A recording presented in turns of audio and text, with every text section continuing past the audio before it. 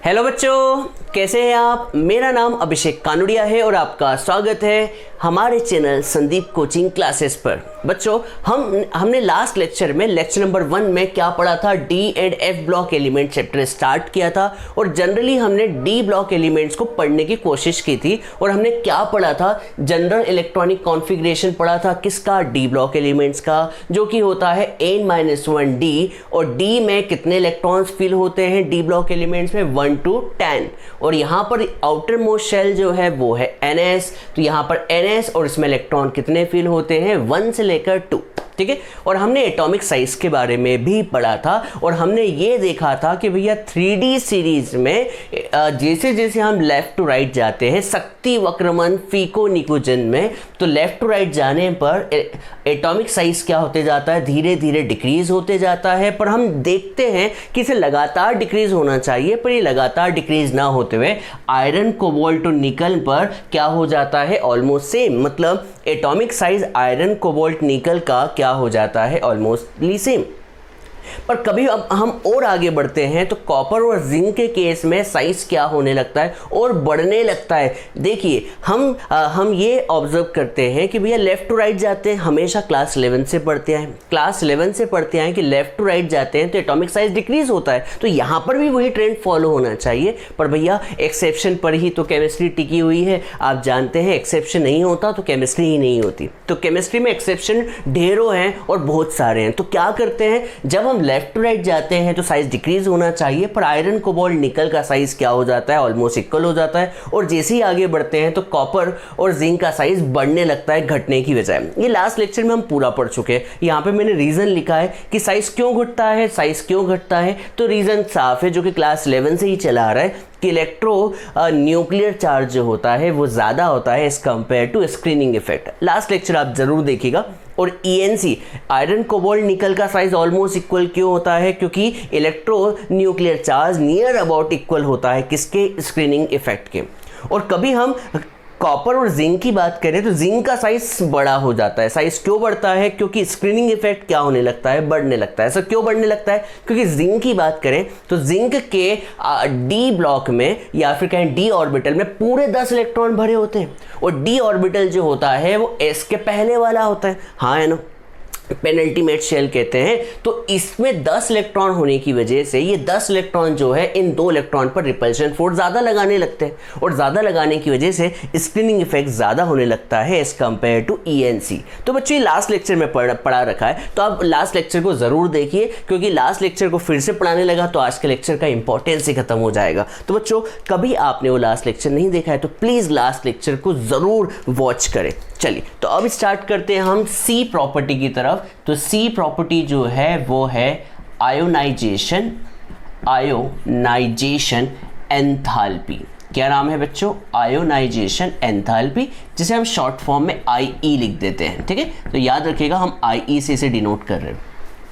अब बहुत से बच्चों को आयोनाइजेशन एंथैल्पी नहीं पता, तो पहले हम वहां से ही शुरू करते हैं। मान लीजिए एक गैसियस एटम है A, ठीक है, और कभी आप उसमें से एक इलेक्ट्रॉन निकाल रहे हैं तो आयंस में कन्वर्ट हो जाएगा, हाँ है ना, एक इलेक्ट्रॉन निकालने पर। तो यहाँ पर जो इलेक्ट्रॉन निकाला है उस इलेक्ट्रॉन को निकालने में जो एनर्जी लगी है उसे कहते हैं हम फर्स्ट आयोनाइजेशन एनर्जी। क्या कहते हैं, फर्स्ट आयोनाइजेशन एनर्जी। और कभी इस गैसियस आयन में से आपने एक और इलेक्ट्रॉन निकाल दिया, क्या कर लिया बच्चों, एक और इलेक्ट्रॉन निकाल दिया, तो यहाँ पर इलेक्ट्रॉन को निकालने में जो एनर्जी यूज होती है उसे कहते हैं आयोनाइजेशन एंथैल्पी।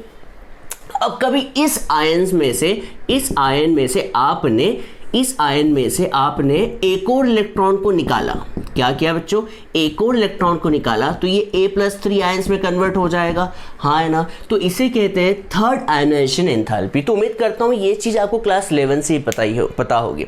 इलेक्ट्रॉन को निकालने में लगी एनर्जी को आयोनाइजेशन एंथैल्पी कहते हैं। तो कभी हम एक गैसियस एटम ले, उस गैसियस एटम से एक इलेक्ट्रॉन को निकालें, तो इलेक्ट्रॉन को निकालने में जो एनर्जी लगेगी उसे कहते हैं ionisation enthalpy, first ionization enthalpy.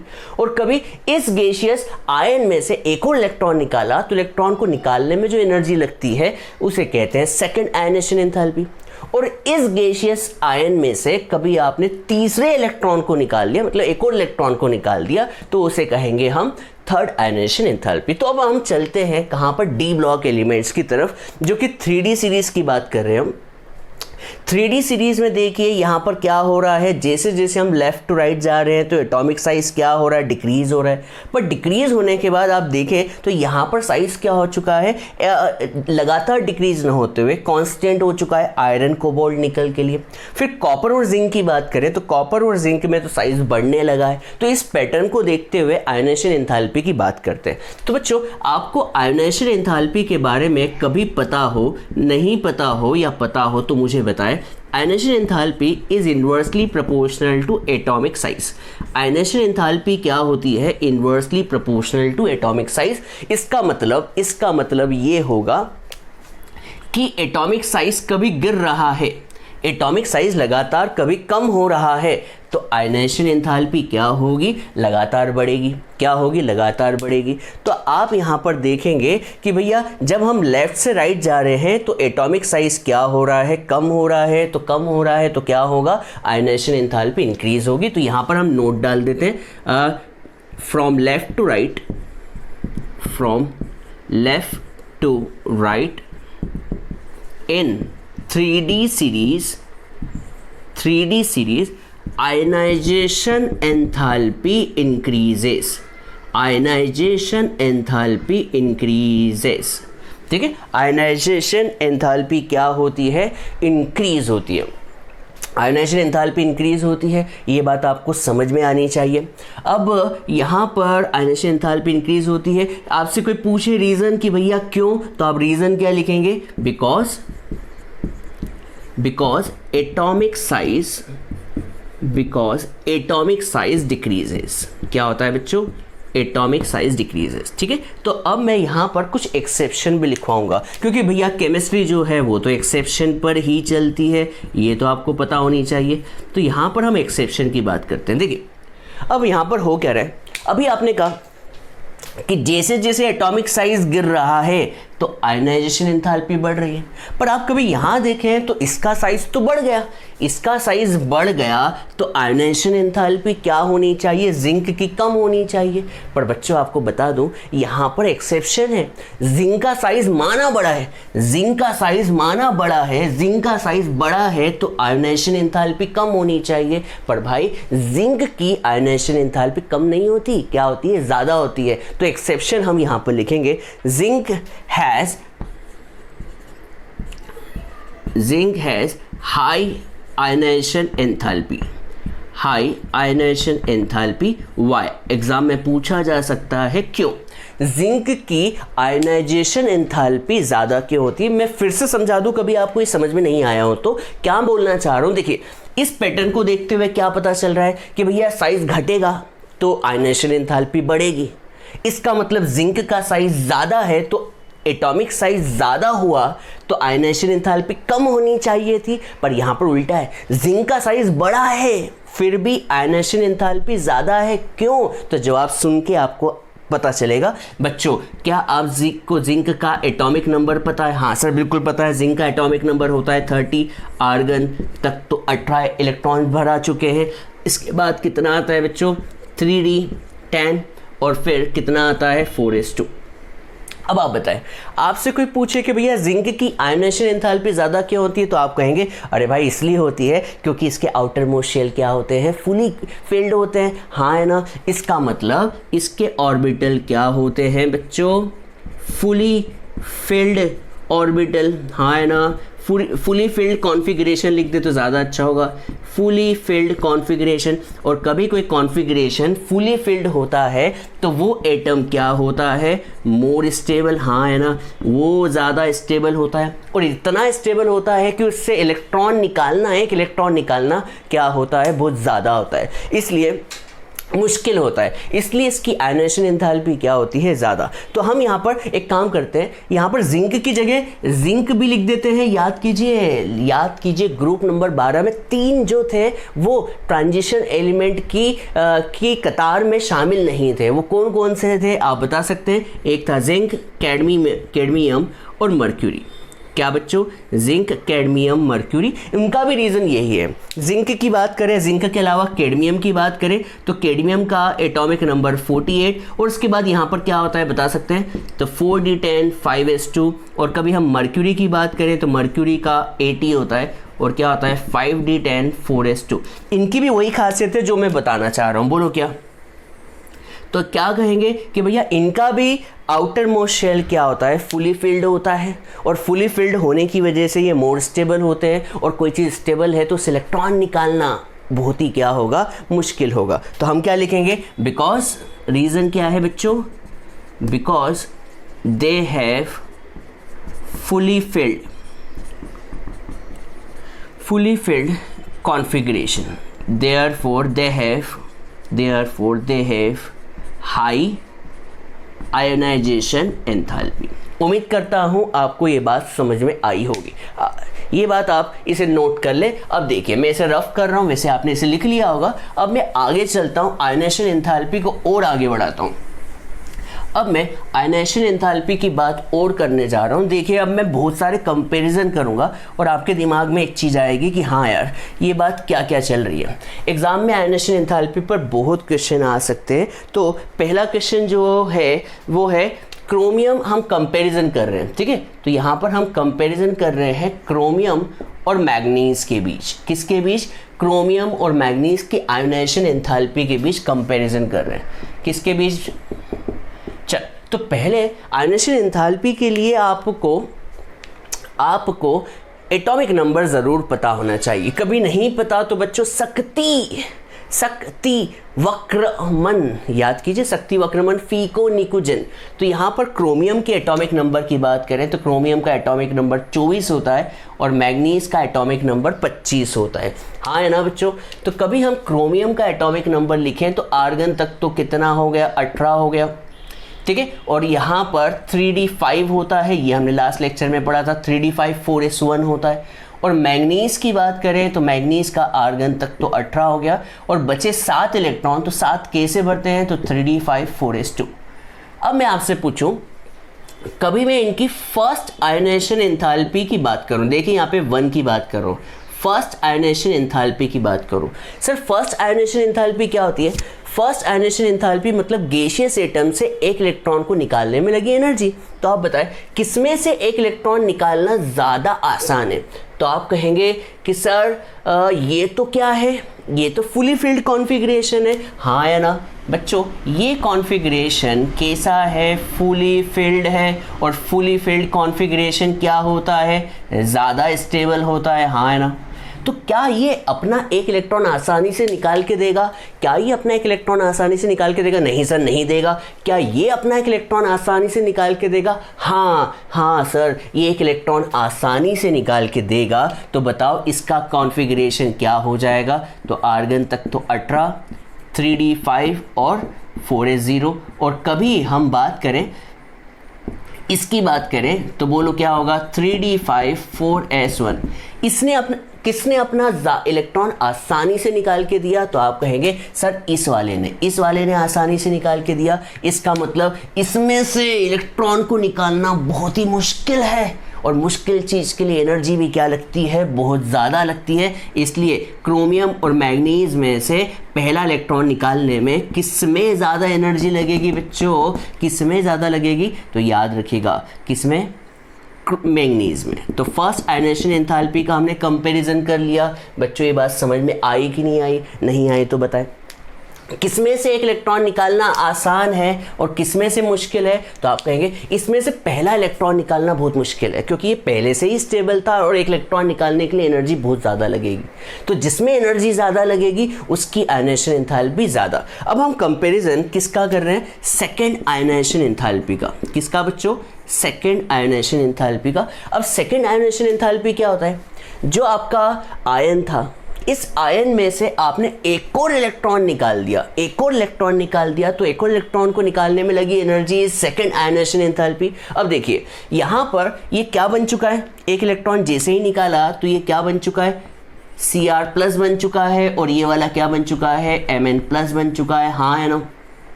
बन चुका है। अब बच्चों बताओ किसमें से अब एक इलेक्ट्रॉन निकालना आसान है? तो आप कहेंगे कि सर इस बार जो है ये ज़्यादा स्टेबल हो चुका है। क्यों स्टेबल हो चुका है? देखिए इसका क्या कॉन्फ़िगरेशन है, हाफ फिल्ड। ये कॉन्फ़िगरेशन इस बार जो है वो क्या है? Half field. क्या है बच्चों? Half filled configuration. और हाफ फिल्ड कॉन्फ़िगरेशन क्या होगा? मोर स्टेबल होगा, हाँ है ना। तो इस बार ये ज़्यादा स्टेबल है और ये स्टेबल है, तो इसमें से इलेक्ट्रॉन को निकालना बहुत ही मुश्किल है, हाँ है ना। इसमें से इलेक्ट्रॉन को निकालना बहुत ही मुश्किल है। और सर इसमें से, अरे भाई ये तो चाहता है कि एक इलेक्ट्रॉन निकल जाएगा, तो निकलने के बाद ये क्या होगा? ज़्यादा स्टेबल होगा। तो यहाँ पर आपको समझ में आ गया होगा कंपैरिजन क्या है। तो कंपैरिजन हम सेकेंड आयनाइजेशन एंथैल्पी का करते हैं। तो यहाँ पर इस बार क्रोमियम और मैंगनीज में से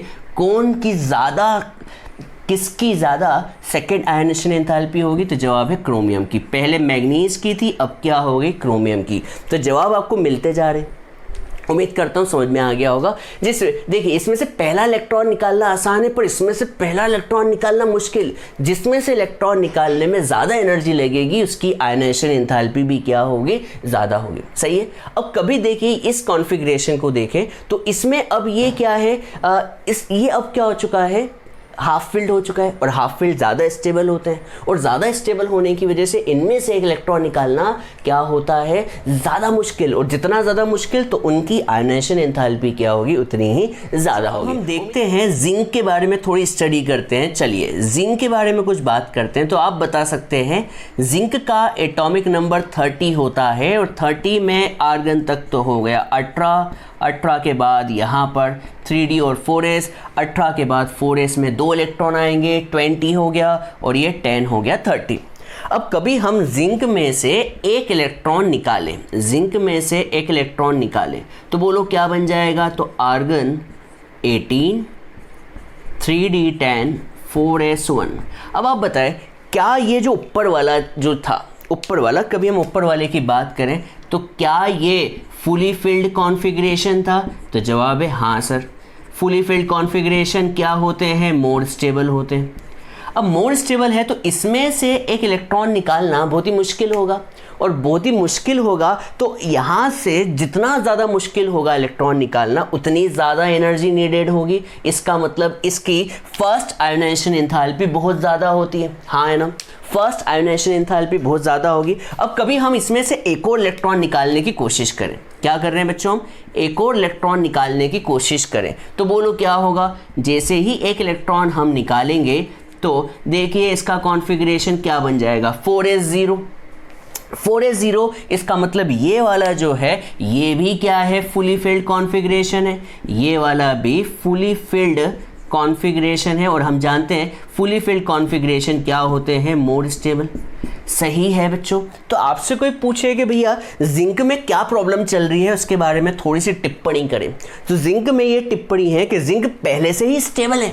उसमें से एक इलेक्ट्रॉन निकालना, जो चीज़ पहले से ही स्टेबल है उसमें से इलेक्ट्रॉन निकालना उतना ही मुश्किल होगा, और उतना ही मुश्किल होगा तो इस टाइम इसके फर्स्ट इलेक्ट्रॉन को निकालने में एनर्जी ज़्यादा लग रही होगी।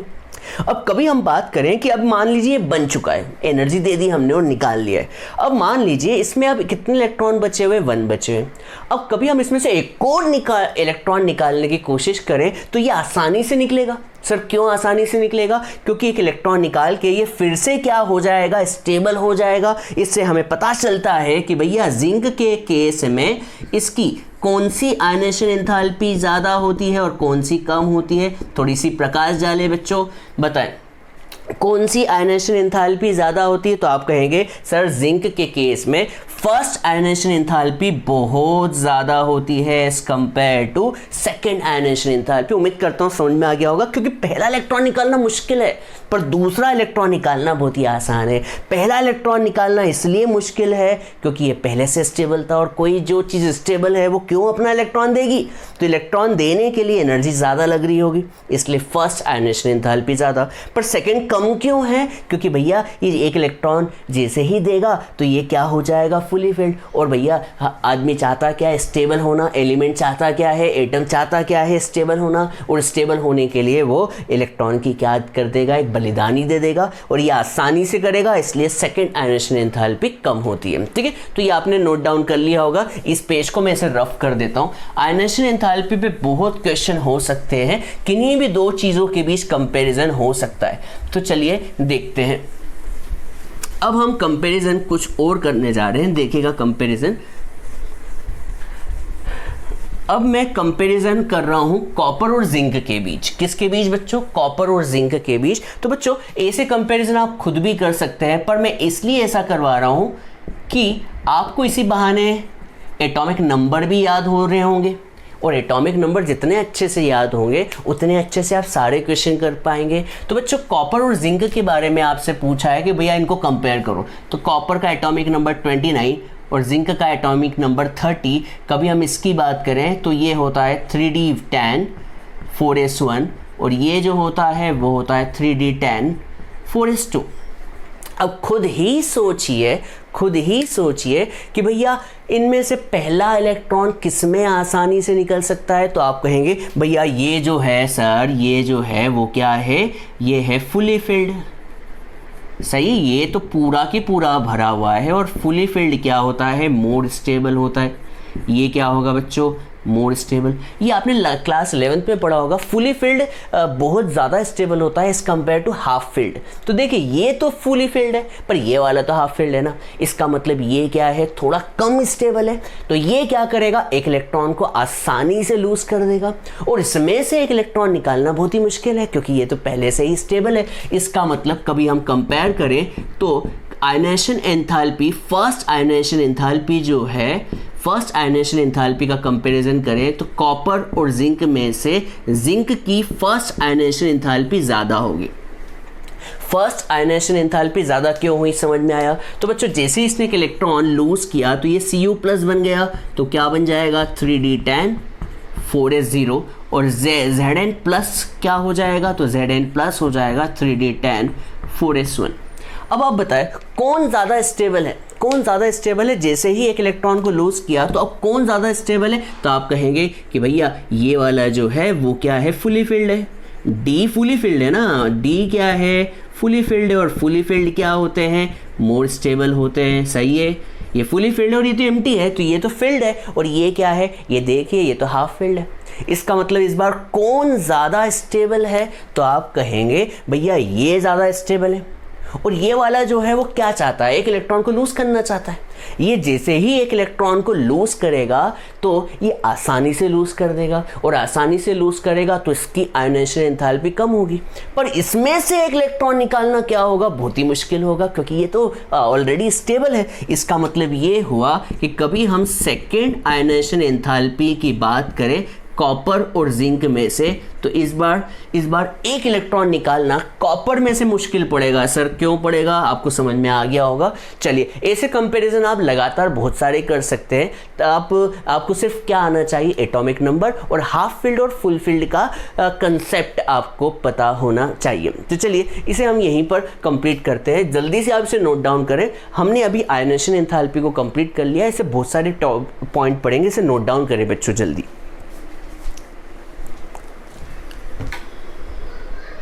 चलिए बच्चों अब हम अगली प्रॉपर्टी पे चलते हैं, और अगली प्रॉपर्टी है ऑक्सीडेशन स्टेट कहे या ऑक्सीडेशन नंबर। तो बच्चों हम 3D सीरीज के बारे में जानते हैं कि 3D सीरीज के जो एलिमेंट होते हैं वो होते हैं शक्ति, वक्रमन, फीको, निकोजन। उनका एटॉमिक नंबर तो आपको पता ही है। एटॉमिक नंबर जो होता है 21, ये 22, ये 23, ये 24, ये 25, 26, 27, 28, 29 और ये 30। और ये इनके एटॉमिक ये जो है इनका इलेक्ट्रॉनिक कॉन्फ़िगरेशन है, जो कि आपको पता ही है। हमारा टॉपिक जो है कि भैया ऑक्सीडेशन नंबर इतने ज़्यादा क्यों? भाई Na, कभी हम सोडियम की बात करें तो उसका ऑक्सीडेशन नंबर +1 ही होता है, पर यहाँ पर देखिए यहाँ पर ऑक्सीडेशन नंबर की तो ढेर सारे बाहर आई हुई है। तो क्वेश्चन यही उठता है कि भैया डी ब्लॉक एलिमेंट जो होते हैं इतने ज़्यादा ऑक्सीडेशन नंबर क्यों शो करते हैं? जैसे देखिए आप मैग्नीज को देखने लगे तो मैग्नीज अपने कंपाउंड में +2 ऑक्सीडेशन स्टेट भी शो करता है। +3 ऑक्सीडेशन स्टेट भी शो करता है, +4 +5 +6 +7 तक ऑक्सीडेशन नंबर शो करता है। ये देखिए आयरन देखें 6 तक 2 3 4 6 इतनी ऑक्सीडेशन स्टेट शो करता है। अब क्वेश्चन ये उठता है कि भाई डी ब्लॉक एलिमेंट इतनी ऑक्सीडेशन स्टेट शो कैसे कर पाते हैं। तो चलिए इसका हम क्वेश्चन बनाते हैं और जवाब देते हैं। तो बच्चों क्वेश्चन ये है कि भैया D block elements has greater oxidation state, ठीक है, क्यों होती है। तो मैं इसका रीज़न लिख के बताऊंगा कि भैया क्या रीज़न है, ऐसा करने के पीछे क्या कारण है। तो हम कभी डी ब्लॉक एलिमेंट के इलेक्ट्रॉनिक कॉन्फ़िगरेशन पर नज़र डालें। जैसे मैं मैग्नीज की तरफ नज़र डालता हूं तो देखिए यहाँ पर इसके आखिरी S में 2 इलेक्ट्रॉन हैं और D में कितने इलेक्ट्रॉन हैं, 5 है।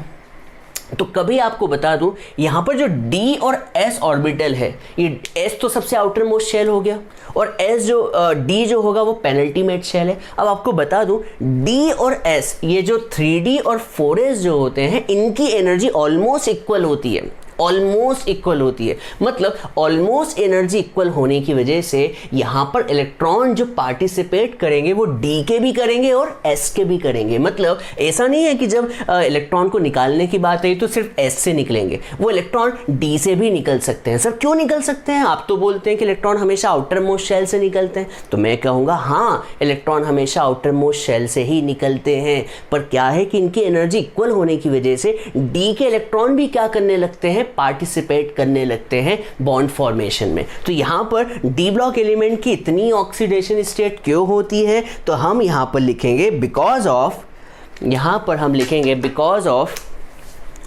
एग्जाम में ऐसे ही छोटे छोटे क्वेश्चन आते हैं, तो because of participation of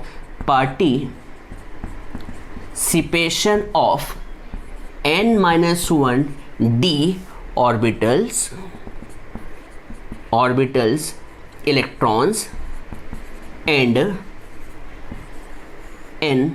ns orbital electrons, ठीक है बच्चों, ns orbital electrons because they have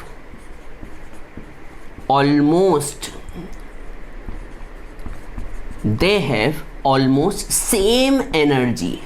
ठीक है बच्चों, इनकी एनर्जी जो लेवल जो होता है वो ऑलमोस्ट क्या होता है, सेम होता है। बच्चों याद रखिएगा एग्जाम में क्वेश्चन पूछा जाता है कि डी ब्लॉक के ऑक्सीडेशन नंबर इतने ज़्यादा क्यों होते हैं, तो जवाब ये है कि भैया यहाँ पर इलेक्ट्रॉन जो होंगे डी के भी पार्टिसिपेट करेंगे और एस के भी करेंगे, डी के भी करेंगे और बच्चों किसके करेंगे, एस के। तो देखिए कभी हम mn की बात करें तो mn में यहाँ पर 2 इलेक्ट्रॉन तो एस के भी करेंगे पार्टिसिपेशन किसी बॉन्ड फॉर्मेशन में और डी के भी करेंगे। तो मैक्सिमम कितने इलेक्ट्रॉन पार्टिसिपेट कर सकते हैं, 7। और सर 6 क्यों, तो यहाँ से ऐसा हो सकता है कि इसमें से 2 इलेक्ट्रॉन पार्टिसिपेट करें और इसके 4 कर ले, ऐसा भी तो हो सकता है इसके 2 करें और इसके कितने कर ले, इसके 3 कर ले, या 2 और इसके 2, ऐसे कॉम्बिनेशन बन के मैक्सिमम कितनी मिल जाती है, 7 मिल जाती है। तो एग्जाम में ये क्वेश्चन भी आता ही है बच्चों, क्या आता है भैया, क्वेश्चन आता है मैग्नीज हैज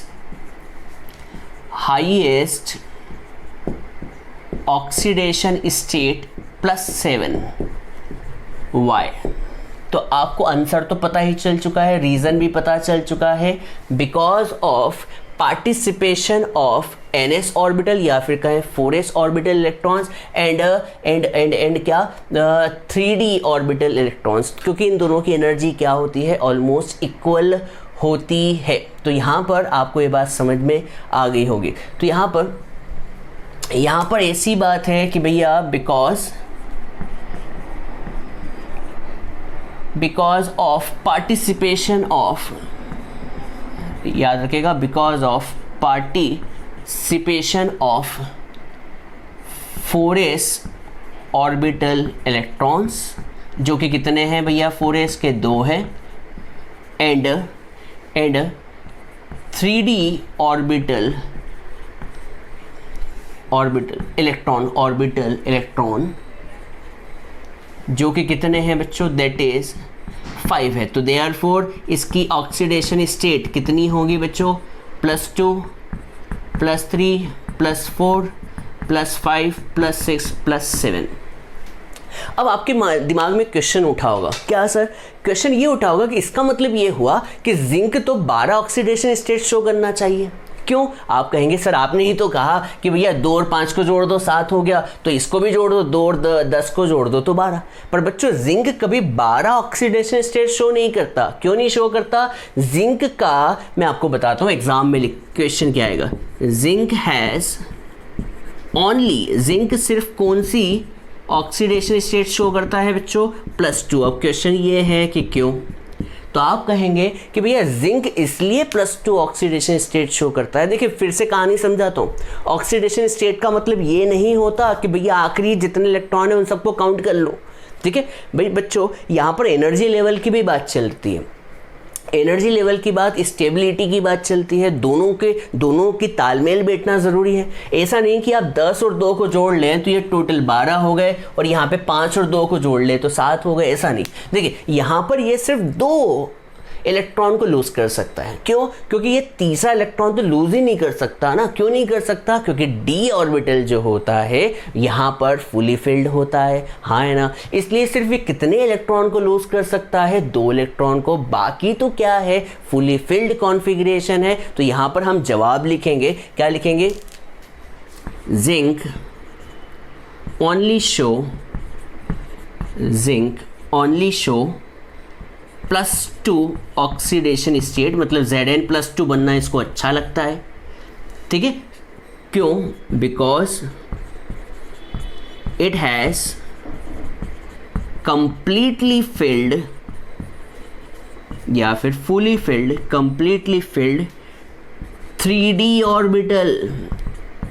ऑर्बिटल। इसका मतलब D के अंदर कितने इलेक्ट्रॉन है बच्चों?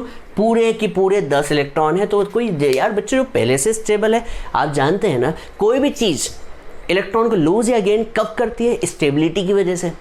मान लीजिए मुझे किसी चीज़ की कमी है तो मैं किसी से जुड़ना चाहूँगा, पर मेरे पास मान लो किसी चीज़ की कमी नहीं है तो मैं क्यों जुड़ूंगा, मैं क्यों कंपाउंड बनाऊंगा?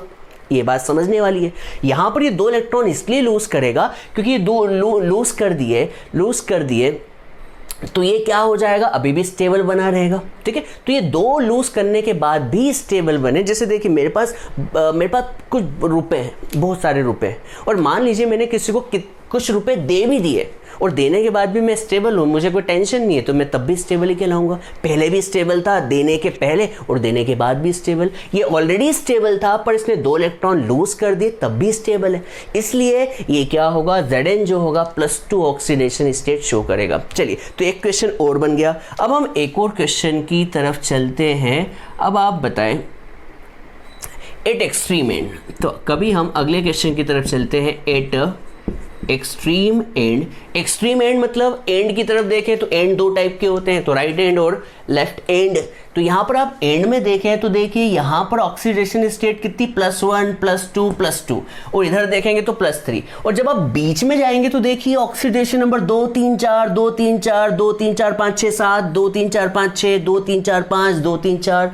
तो eight extreme and very less oxidation state, ठीक है। यहाँ पर क्वेश्चन डी, देखिए क्वेश्चन कुछ भी आ सकता है, मैं तो इस टॉपिक के बारे में बता रहा हूँ। एक्सट्रीम एंड पर देखें, जैसे ये रहा आपका एक्सट्रीम एंड। एक्सट्रीम एंड पर देखें तो आपको यहाँ पर ऑक्सीडेशन स्टेट बहुत कम नज़र आ रही है, पर आप बीच में देखें, बीच में कभी देखें तो ऑक्सीडेशन नंबर की तो क्या लगी हुई है? बाहर आई हुई है। ऐसा क्यों? ये भी तो एक्सट्रीम एंड है, ठीक है, ये भी एक्सट्रीम एंड है और ये भी क्या है? एक्सट्रीम एंड है। अब आप बता सकते हैं एक्सट्रीम एंड पर वेरी लेस ऑक्सीडेशन स्टेट क्यों है? तो आपको जवाब पता हो तो बताएं। तो बच्चों ऑक्सीडेशन स्टेट इतनी कम होने के पीछे रीज़न 2 हैं। क्या? पहला तो डी ऑर्बिटल क्या हो? एम्प्टी होना चाहिए। डी ऑर्बिटल जितना एम्प्टी होगा वो क्या करेगा? उतने कम इलेक्ट्रॉन। जैसे देखिए इसमें एक ही इलेक्ट्रॉन है तो ये कितने लूज करना चाहेगा? 1 2 3, एक यहाँ का और 2 यहाँ का, तो 3 लूज करना चाहेगा। पर बच्चों देखिए ये तो क्या है? कंप्लीटली फिट, तो ये क्यों लूज करेगा? न तो लेगा, ठीक है, ना तो ये लूज करना पसंद करेंगे ना लेना पसंद करेंगे। ये देखिए ये कितने इलेक्ट्रॉन लूज कर सकता है, एक और दो मिलके ऑक्सीडेशन स्टेट कितनी हो गई, 3। ये लूज करना चाह रहा है और ये तो लूज करना ही नहीं चाह रहे ना, ये दोनों लूज ही नहीं करेंगे तो लूज सिर्फ कौन करेंगे, ये दोनों करेंगे। हाँ है ना। तो एक्सट्रीम एंड पर वेरी लेस ऑक्सीडेशन स्टेट क्यों है, तो रीजन है बिकॉज ऑफ, दो रीजन है। बिकॉज ऑफ फर्स्ट रीजन है very few electrons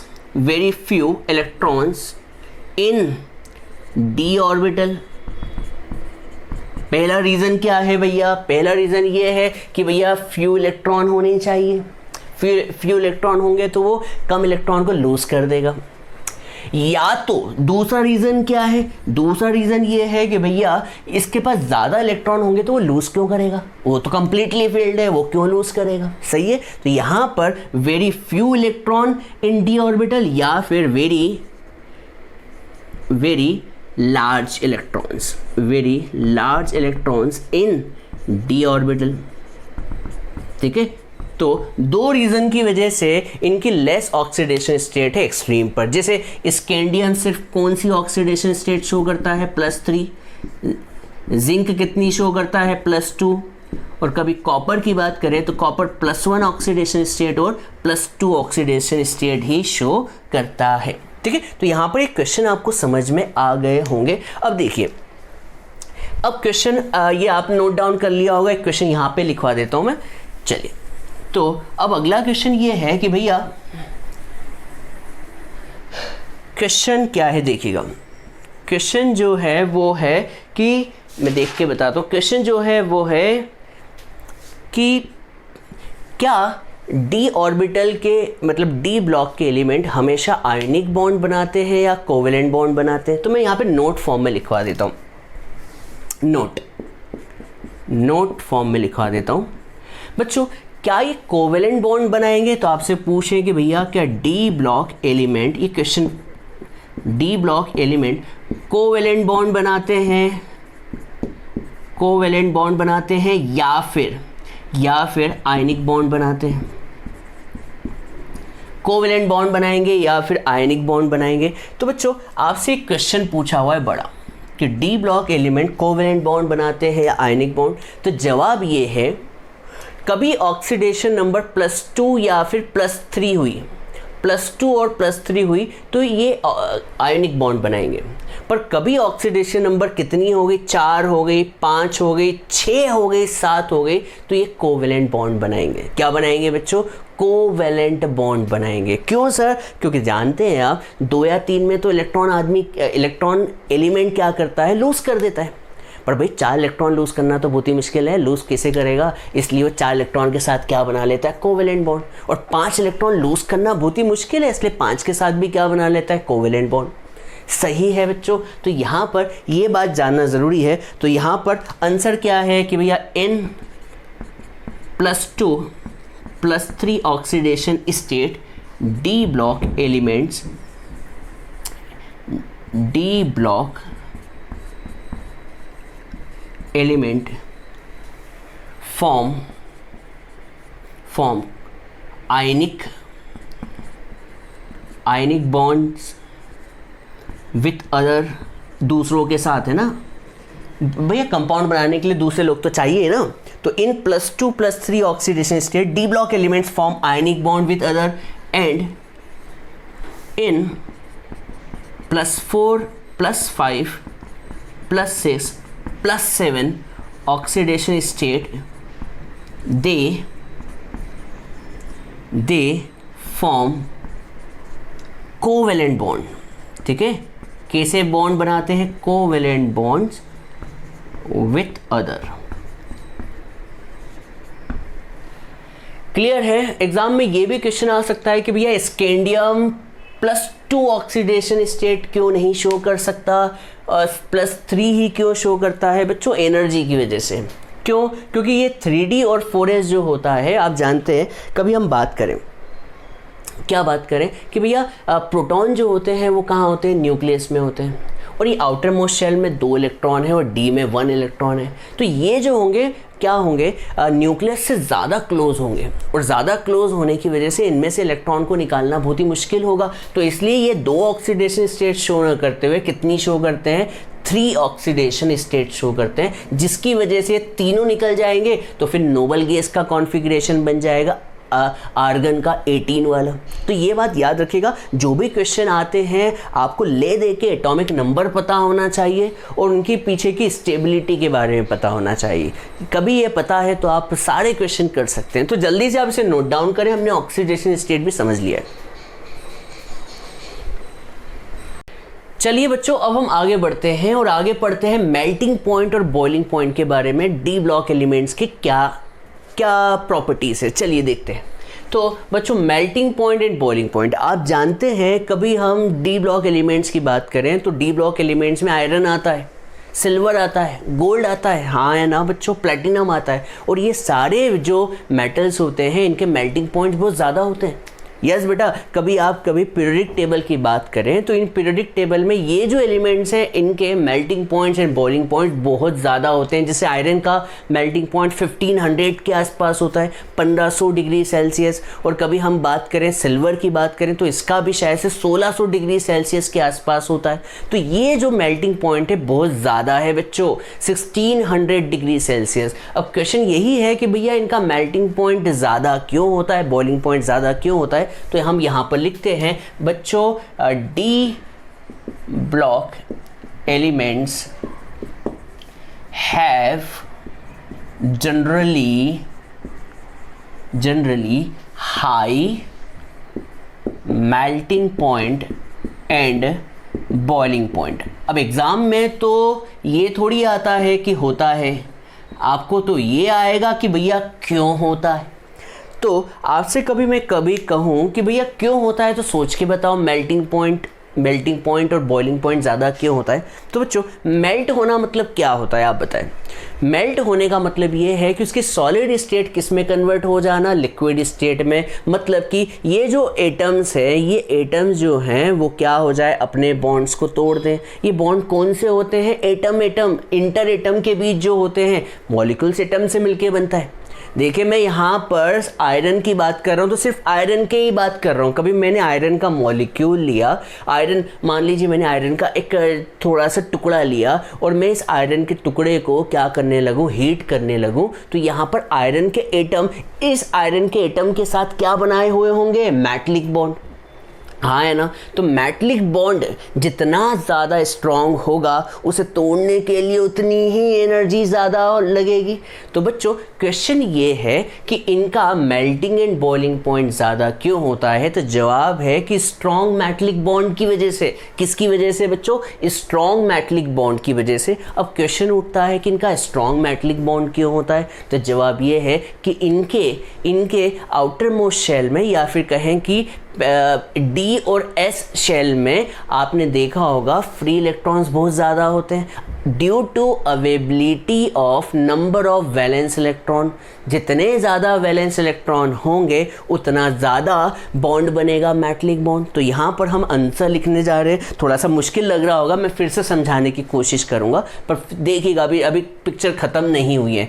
D blocks elements के generally high MP and BP क्यों होते हैं, because of formation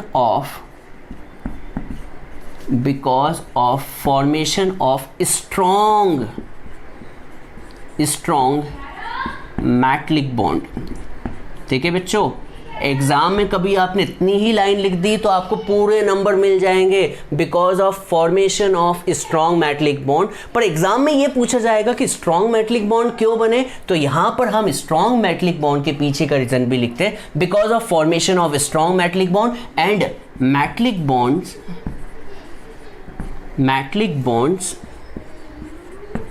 depends on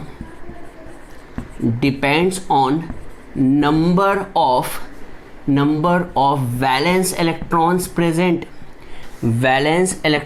present। बच्चों समझ में आया।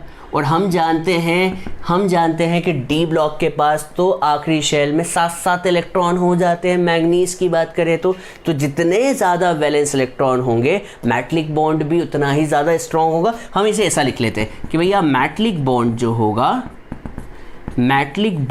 होगा देखिए मेल्टिंग पॉइंट जो होगा वो किस पे डिपेंड करेगा, मेटलिक बॉन्ड पे, हाँ है ना। मतलब मेटलिक बॉन्ड जितना ज़्यादा स्ट्रॉन्ग तो मेल्टिंग पॉइंट भी उतना ही ज़्यादा होगा। और मेटलिक बॉन्ड किस पे डिपेंड करता है बच्चों, नंबर ऑफ वैलेंस इलेक्ट्रॉन पर। किसके बच्चों, नंबर ऑफ वैलेंस इलेक्ट्रॉन पे। तो कहानी समझ में आई। और हम जानते हैं कि डी ब्लॉक एलिमेंट्स के वैलेंस इलेक्ट्रॉन बहुत ज़्यादा होते हैं, इतने ज़्यादा होते हैं कि उसकी वजह से मेटलिक बॉन्ड, मेटल जो बॉन्ड बनाती है, मेटल्स के एटम जो बॉन्ड बनाते हैं वो भी स्ट्रॉन्ग होंगे। और जितने ज़्यादा स्ट्रॉन्ग होंगे उसे तोड़ने के लिए एनर्जी भी ज़्यादा लगेगी। तो बच्चों क्लियर होनी चाहिए बात, ठीक है। तो यहाँ पर अब मैं ग्राफ बनाना चाहूँगा, किसका ग्राफ बनाना चाहूँगा मैं, मेल्टिंग पॉइंट का। तो बच्चों मैं यहाँ पर एक ग्राफ बना के दिखा रहा हूँ। तो यहाँ पर मैंने एटॉमिक नंबर ले लिया है, शक्ति वक्रमण फीको निकोजन का मैं समझा रहा हूँ। ये लाइन को सीधी कर देते हैं। चलिए यहाँ पर मैं क्या बना रहा हूँ, मेल्टिंग पॉइंट। और मेल्टिंग पॉइंट जो है ये 1000 केल्विन है। तो यहाँ पर ये 1000 केल्विन हो गया, 1000 डिग्री सेल्सियस हो गया, ये 2000 डिग्री सेल्सियस और ये 3000 डिग्री सेल्सियस। कभी मैं 3D सीरीज़ का बनाऊँ तो 3D सीरीज़ का जो बनेगा वो बनेगा शक्ति वक्र। अब बताएं कि ये क्या हो रहा है। तो आप कहेंगे कि सर इनका मेल्टिंग पॉइंट बढ़ते जा रहा है, मतलब स्कैंडियम का मेल्टिंग पॉइंट कम क्यों है। तो मैं यहाँ पर एटॉमिक नंबर की बात करता हूँ बच्चों। स्कैंडियम का एटॉमिक नंबर बोलो कितना, आर्गन तक तो 18 और 3D1 4s2। अब आप बताएं इसका मेल्टिंग पॉइंट कम क्यों है। तो आप कहेंगे कि मेल्टिंग पॉइंट इसलिए कम है क्योंकि वैलेंस इलेक्ट्रॉन कम है, और वैलेंस इलेक्ट्रॉन कम है तो मेटलिक बॉन्ड भी क्या होगा, वीक होगा। और मेटलिक बॉन्ड वीक होगा तो उसे तोड़ने के लिए एनर्जी भी क्या लगेगी, कम लगेगी, ठीक है। तो कहानी समझ में आई बच्चों। इसकी कहानी क्या है, इसकी कहानी ये है कि नंबर ऑफ वैलेंस इलेक्ट्रॉन लो है, कम है तो उसकी वजह से मेटलिक बॉन्ड भी क्या है, वीक है। और मेटलिक बॉन्ड वीक है तो मेल्टिंग पॉइंट, उसे मेल्ट करने के लिए जो टेम्परेचर होगा वो भी क्या होगा, कम होगा। ये कहानी समझ में आई। अब आपसे कोई पूछे कि भैया क्रोमियम का मेल्टिंग पॉइंट ज़्यादा क्यों होता है, तो आप कहेंगे कि भैया क्रोमियम की बात करें तो क्रोमियम का एटॉमिक नंबर 24, तो आर्गन तक तो 18 और ये होता है 3D5 4s1। तो आपसे कोई पूछे क्रोमियम का इतना ज़्यादा क्यों, तो आप कहेंगे कि भैया क्रोमियम के वैलेंस इलेक्ट्रॉन ज़्यादा हैं, और ज़्यादा हैं तो मेटलिक बॉन्ड जो होगा वो स्ट्रॉन्ग होगा। और मेटलिक बॉन्ड स्ट्रॉन्ग हुआ तो मेल्टिंग पॉइंट भी क्या होगा, ज़्यादा होगा। कहानी समझ में आ रही होगी। पर अब ट्विस्ट तो अब आने वाला है पिक्चर में। तो ये तो था शक्ति वक्रमण, अब आएगा मन, शक्ति वक्रमण, फिर इसके बाद फीको निकोजन। तो ये फी इको ये निकोजन। अब क्वेश्चन ये उठता है कि सर अब मैग्नीज का क्यों नहीं है। देखिए अब आपके दिमाग में क्वेश्चन ये उठ रहा होगा, इसका मतलब तो ये हुआ कि जितने ज़्यादा वैलेंस इलेक्ट्रॉन उतना ज़्यादा मेल्टिंग पॉइंट। तो हम आगे की बात करें, कभी मैग्नीज की बात करें तो मैग्नीज में 25 आ जाएगा, 25 और 25 आ गया तो ये 3D5 4s2 हो जाएगा। अब बताओ इसमें तो 7 वैलेंस इलेक्ट्रॉन है, 7 वैलेंस इलेक्ट्रॉन तो मेटलिक बॉन्ड भी क्या होगा, बहुत स्ट्रॉन्ग होगा, और बहुत ही स्ट्रॉन्ग होगा तो मेल्टिंग पॉइंट भी बहुत ज़्यादा होना चाहिए। पर देखिए एक्सेप्शन, मैग्नीज का मेल्टिंग पॉइंट कम होता है। क्यों, तो जवाब लिखिए, क्वेश्चन बना के लिखता हूँ मैं, जवाब तो आना ही चाहिए। Mn has low melting point. क्यों, मैंगनीज का लो मेल्टिंग पॉइंट क्यों होता है? मैं फिर से पूछना चाह रहा हूँ बच्चों। देखिए मैंने ही सिखाया। मैंने क्या सिखाया? मैंने सिखाया कि भैया जितने वैलेंस इलेक्ट्रॉन 3 हैं ये कम है तो मेटलिक बॉन्ड वीक बनेगा, और वीक बनेगा तो मेल्टिंग पॉइंट कम बनेगा। क्रोमियम के देखिए ये ज़्यादा है, ये ज़्यादा है, ज़्यादा होने की वजह से मेटलिक बॉन्ड स्ट्रॉन्ग बनेगा तो मेल्टिंग पॉइंट भी ज़्यादा होगा। तो सर तो मैंगनीज की बात करें तो मैंगनीज में ऐसी क्या बात हुई कि इसका लो मेल्टिंग पॉइंट हो गया? तो मैंगनीज का 25 होता है तो ये हो जाएगा 3d5 और 4s2, और आर्गन तो पता ही है। तो आप कभी ध्यान से देखें तो ये वाला जो है क्या है? Half field. ये भी क्या है? Fully filled. तो ये वाला जो होगा वो क्या होगा? स्टेबल होगा। हाँ है ना सर? स्टेबल का मतलब? स्टेबल का मतलब ये हुआ कि न्यूक्लियस इन इलेक्ट्रॉन्स को क्या कर रहे होंगे? स्ट्रांगली अटैच किए हुए होंगे। मतलब ये इलेक्ट्रॉन जो हैं वो दूसरे एटम के साथ बॉन्ड बनाने के लिए इतनी आसानी से फ्री नहीं होंगे, इतनी आसानी से फ्री नहीं होंगे। और फ्री नहीं हुए तो ये बॉन्ड क्या होगा? वीक होगा। और बॉन्ड वीक होगा तो तोड़ने वाली एनर्जी भी क्या होगी? कम लगेगी। समझ में आया बच्चों? तो हम क्या लिखेंगे? मैंगनीज का लो मेल्टिंग पॉइंट क्यों होता है? तो जवाब ये है manganese has low MP and BP because it has half filled d orbital। इसके पास क्या है बच्चों? Half filled d orbital and fully filled 4s orbital। So these electrons are, मतलब ये देखिए ये क्या है? स्टेबल है, ठीक है। So these electrons are tightly held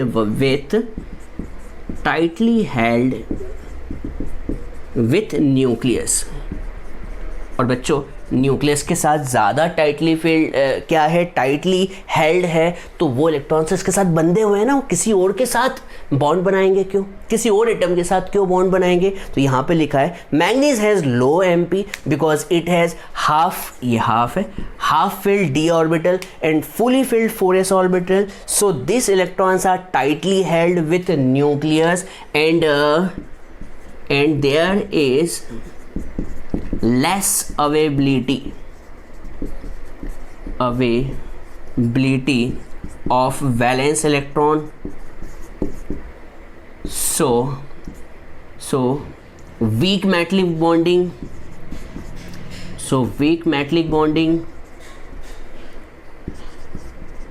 और मेटलिक बॉन्डिंग वीक हो तो therefore लो मेल्टिंग पॉइंट। समझ में आई कहानी? आपने ऐसे लैंग्वेज तो आप खुद बना लिया करें बच्चों, पर आपको ये उम्मीद करता हूँ समझ में आ गया होगा। क्या बच्चों? देखिए मैंगनीज का लो एमपी क्यों है? तो आप कहेंगे ये स्टेबल है। स्टेबल का मतलब इलेक्ट्रॉन जो है वो न्यूक्लियस के साथ स्ट्रांगली हेल्ड है। इसका मतलब ये हुआ कि भैया वो किसी और के साथ मेटलिक बॉन्ड बनाने के लिए अवेलेबल नहीं है, तो उनको तोड़ना आसान होगा, इसलिए एमपी क्या होगा? इनका वीक होगा। तो ये ग्राफ जो है ये किसका है? शक्ति वक्रमन फीको निकोजन का। वैसे आप ये तो 3D सीरीज़ थी, ऐसे 4D सीरीज़ में भी देखेंगे तो 4D सीरीज़ में भी ऐसे नाम आते हैं, तो यहाँ पर TC आ जाता है, ठीक है। आपको याद होगा यहाँ पर वाय, जिर, नब, मू, तक, रियोरे, ये याद होगा। तो यहाँ पर TC का भी लो मेल्टिंग पॉइंट क्यों है? तो जवाब है यहाँ पर TC में 4d5 5s2 आ जाता है। सेम रीज़न यहाँ पर भी आएगा। और यहाँ पर कभी हम बात करें तो यहाँ पर W आता है। W मतलब टंगस्टन। क्या याद है बच्चों? क्या आपको टंगस्टन की कहानी पता है? टंगस्टन का मेल्टिंग पॉइंट हाई होता है। टंगस्टन का melting point is very high, बहुत ज़्यादा हाई होता है। और इतना ज़्यादा हाई होता है कि इसे किस लिए यूज़ किया जाता है? बल्ब के फिलामेंट के लिए। किसके लिए बच्चों? बल्ब के फिलामेंट के लिए। ये 3D सीरीज़ हो गई, ये वाली जो है 4D सीरीज़ है, और ये 5D सीरीज़। 5D सीरीज़ में कौन है? टंगस्टन, जिसका मेल्टिंग पॉइंट बहुत ज़्यादा हाई होता है, इसलिए ही तो इसे बल्ब के फिलामेंट में यूज़ किया जाता है। बल्ब के अंदर जो फिलामेंट होता है वो टंगस्टन का ही बना होता है। तो उम्मीद करता हूँ MP एंड BP की कहानी समझ में आ गई होगी। MP और BP के पीछे का रीज़न है मेटलिक बॉन्ड। मेटलिक बॉन्ड जितना स्ट्रॉन्ग होगा उतना ज़्यादा मेल्टिंग पॉइंट होगा। तो बच्चों डी ब्लॉक एलिमेंट्स का मेटलिक बॉन्ड बहुत ही स्ट्रॉन्ग होता है, इसलिए मेल्टिंग पॉइंट ज़्यादा होता है। सिर्फ हम एक्सेप्शन की बात करें तो मैग्नीज का लो क्यों होता है? क्योंकि वीक मेटलिक बॉन्डिंग होती है। तो नोट डाउन करें बच्चों जल्दी से इसे। चलिए बच्चों, अब हम एक बेसिक प्रॉपर्टी की तरफ चलते हैं जिसका नाम है डेंसिटी। तो बच्चों आपको ये पता होना चाहिए डेंसिटी का फॉर्मूला क्या होता है। तो डेंसिटी का फॉर्मूला जो होता है वो होता है मास अपॉन वॉल्यूम, ये तो आपको पता है। और वॉल्यूम किस पर डिपेंड करता है? तो वॉल्यूम जो होता है स्फेरिकल होता है, तो वॉल्यूम ऑफ स्फीयर क्या होता है? 4/3 पाई r³। मतलब यहाँ पर रेडियस की बात आ गई। इससे पता चलता है कि डेंसिटी जो होगी इन्वर्सली प्रोपोर्शनल टू किसके होगी? रेडियस के, एटॉमिक रेडियाई के। ठीक है, तो एटॉमिक किसके बच्चों? साइज के। इसका मतलब ये हुआ, मतलब क्या हुआ सर? मतलब क्या हो? मतलब समझाइए मतलब। ठीक है, तो मतलब ये हुआ कि जिसका कभी हम 3D सीरीज की बात करें, 3D सीरीज आपको याद होगी 3D सीरीज। तो यहाँ पर कभी हम 3D सीरीज का एटॉमिक नंबर और एटॉमिक साइज के बीच का ग्राफ बनाएं तो आपको याद होगा ये ग्राफ कुछ ऐसा था। शक्ति वक्रमन, और यहाँ पर फीको निकुंजन आया था। शक्ति वक्रमन, यहाँ पर फी को नी को और ये जन। ठीक है, थोड़ा ऑलमोस्ट मैंने कोशिश की है 3D सीरीज का है। तो आप बताएं क्या हो रहा है? यहाँ पर देखिए साइज धीरे धीरे क्या होते जा रहा है? कम हो रहा है। जैसे ही साइज कम होगा, साइज कम हो रहा है तो इनकी डेंसिटी क्या होगी? ज़्यादा होती जाएगी। इसका मतलब पहला पॉइंट तो मिल गया। when we move left to right in 3D series या किसी भी D सीरीज की बात करें तो अपन when we move left to right in D series, ठीक है, किसमें? D सीरीज एलिमेंट में, तो डेंसिटी क्या होगी बच्चों? इंक्रीजेस। डेंसिटी इंक्रीजेस टिल कहाँ तक बच्चों? कॉपर तक। कहाँ पर बच्चों? कॉपर तक। COPPER।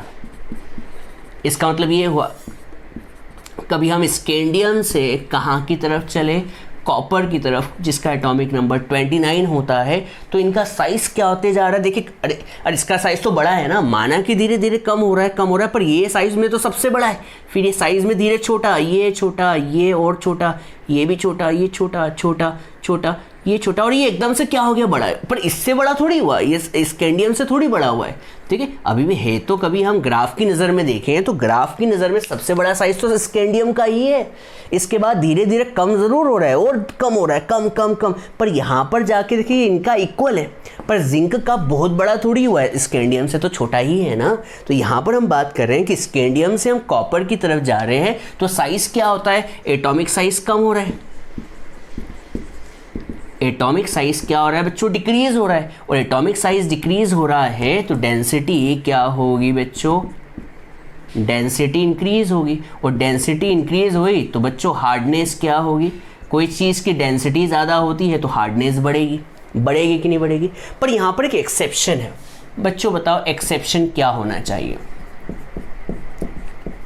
तो आप कहेंगे कि भैया एक्सेप्शन जिंक का ही होगा। तो बच्चों यहाँ पर धीरे धीरे साइज कम ज़रूर हो रहा था, पर जिंक की डेंसिटी बहुत ही कम होती है। जिंक की डेंसिटी कम क्यों होती है? तो यहाँ पे लिखेंगे zinc has low density.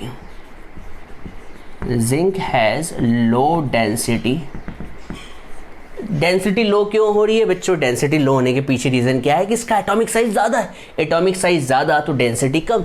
Zinc has low density because it has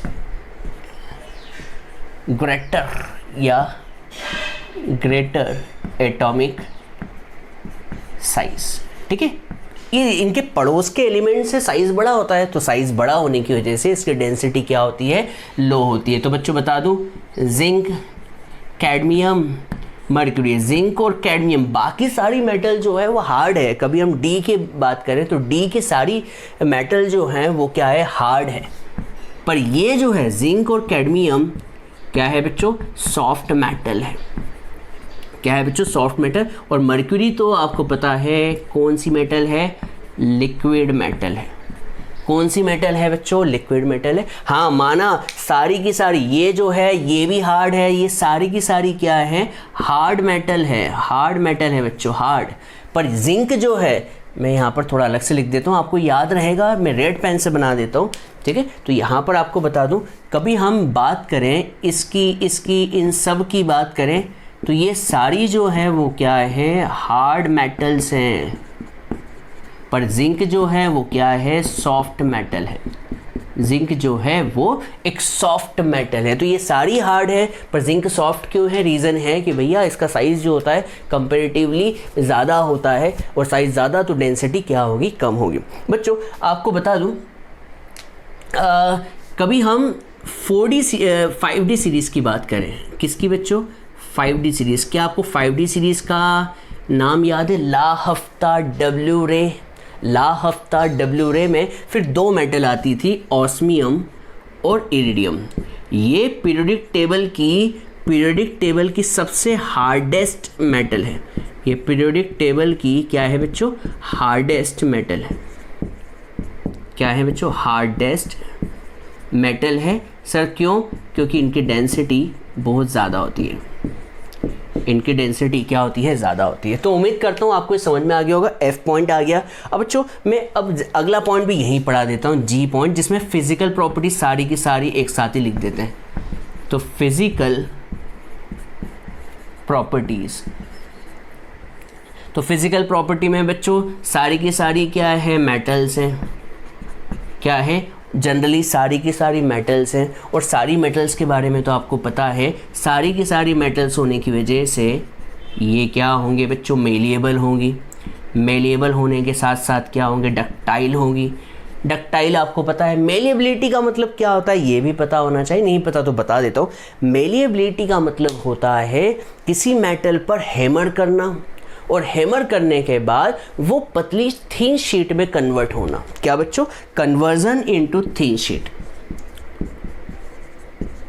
conversion into thin sheet कब बेटा, ऑन हैमरिंग। हैमरिंग करने पर, हैमरिंग किसी चीज़ से पीटने पर वो टूटे नहीं, टूटने की जगह क्या होने लग जाए, वो पतली शीट में कन्वर्ट होने लग जाए। जैसे आपने मिठाई के ऊपर सिल्वर फॉइल देखी होगी, सिल्वर की चमक लगी हुई होती है, देखी है बच्चों। पान के ऊपर, पान कभी खाया होगा आपने, तो पान के ऊपर आपने सिल्वर फॉइल देखी होगी, देखा कभी इसको हाथ टच करके देखा है, तो आप कहेंगे कि सर वो तो बहुत ही पतली होती है।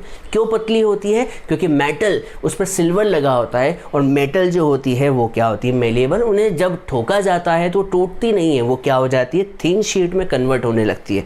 और सर डक्टाइल क्या होता है, डक्टाइल का मतलब होता है conversion into thin wire. Conversion into क्या बच्चों, thin wire on application of stretching.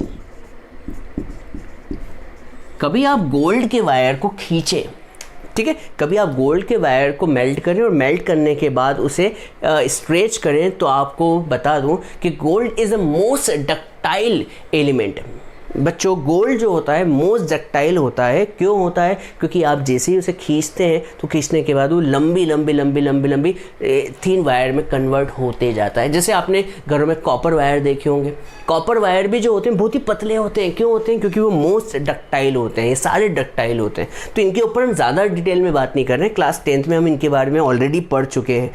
ठीक है, डक्टाइल हो गया। और इसके अलावा लस्ट्रस, लस्ट्रस का मतलब शाइनीनेस। ये सारी मेटल जो होती है इनकी सरफेस जो होती है चमकती है। सब क्यों चमकती है? क्योंकि इनके सरफेस पर लूजली हेल्ड इलेक्ट्रॉन्स होते हैं। क्या होते हैं? Loosely held electron. वैसे नहीं पूछा जाएगा पर शब्द लिख लीजिए, लूजली हेल्ड इलेक्ट्रॉन।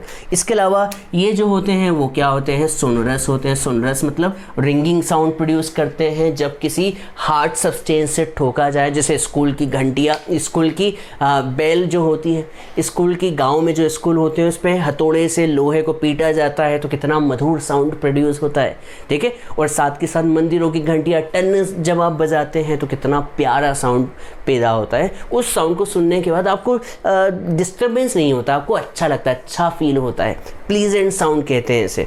तो बच्चों फिजिकल प्रॉपर्टी भी आपने पढ़ ली, इसे नोट डाउन करें बच्चों।